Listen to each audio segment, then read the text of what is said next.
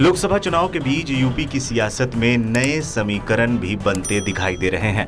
कई चुनाव में बीजेपी के सहयोगी रहे कुंडा के बाहुबली विधायक राजा भैया के खिलाफ एनडीए में शामिल दलों ने ही मोर्चा खोल दिया है। पहले अपना दल अध्यक्ष अनुप्रिया पटेल ने राजा भैया के इलाके कौशाम्बी में जाकर ऐसा बयान दिया जिससे खलबली मच गई। राजा भैया की तरफ से भी पलटवार किया गया। अब बीजेपी की ही एक अन्य सहयोगी सुभाषपा के प्रमुख ओपी राजभर ने अनुप्रिया पटेल की लाइन पकड़ ली है। वो अनुप्रिया पटेल से भी एक कदम आगे बढ़ते हुए यहाँ तक कह गए कि बाबा साहब अम्बेडकर ने रानी का ऑपरेशन कर दिया है, अब रानी के पेट से राजा पैदा नहीं होगा। ये भी कह दिया कि राजा भैया का पूर्वांचल की राजनीति में कोई असर नहीं है। ओपी राजभर ने एक चैनल से बातचीत में कहा कि बाबा साहेब भीमराव अंबेडकर ने सभी रानियों का ऑपरेशन कर दिया है, अब रानी के पेट से राजा पैदा नहीं होगा, अब राजा बैलेट बॉक्स और ईवीएम से पैदा होगा।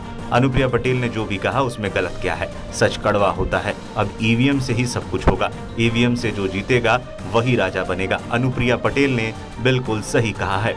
राजभर यही नहीं रुके, उन्होंने आगे कहा, राजा भैया बीजेपी का पूर्वांचल में कुछ भी बिगाड़ नहीं सकते। राजा भैया ये सोच रहे हैं कि वो बलिया में जाकर नीरज शेखर को हरा देंगे या गाजीपुर में पारसनाथ राय के खिलाफ कुछ कर पाएंगे, तो ये संभव नहीं है। अंतोगत्वा वोटर चुपचाप कमल को ही वोट देगा। पश्चिमी यूपी में भी पहले क्षत्रिय समाज का विरोध था, लेकिन कुछ नहीं हुआ। वहां पर लोगों ने नारा दिया कि मोदी से बैर नहीं, प्रत्याशी तेरी खैर नहीं। लोगों ने मोदी के नाम पर कमल का बटन दबाया है। राजा भैया ने किया है किसी को समर्थन नहीं करने का ऐलान। राजा भैया ने इस चुनाव में किसी भी दल को समर्थन नहीं देने का ऐलान किया है। इस ऐलान को बीजेपी के खिलाफ माना गया। राजा भैया ने इससे पहले राज्यसभा चुनाव, राष्ट्रपति चुनाव और उपराष्ट्रपति के चुनाव में भी बीजेपी का समर्थन किया था। इसी के बाद प्रतापगढ़ और कौशाम्बी सीट पर बीजेपी का समीकरण गड़बड़ाने लगा तो अनुप्रिया पटेल ने राजा भैया के खिलाफ ही मोर्चा खोल दिया। अनुप्रिया पटेल ने कहा था कि राजा अब रानी के पेट से पैदा नहीं होता, राजा ईवीएम के बटन से पैदा होते हैं। राजा भैया ने अनुप्रिया पटेल के इस बयान का पलटवार भी किया था। तो ऐसे स्वघोषित राजाओं को जिन्हें लगता है कि कुंडा हमारी जागीर है, उनके भ्रम को तोड़ने का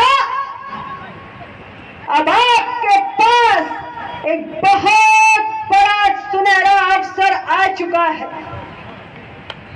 मैं आपसे कहना चाहती हूं कि इस बार जब 20 मई को आप ईवीएम का बटन दबाने जाएंगे तो याद रखिएगा कि इस देश के अंदर अब केवल मतदाता ही सर्वशक्तिमान है और राजा या रंग बनाने का काम सिर्फ आप मतदाता भाइयों के हाथों में है।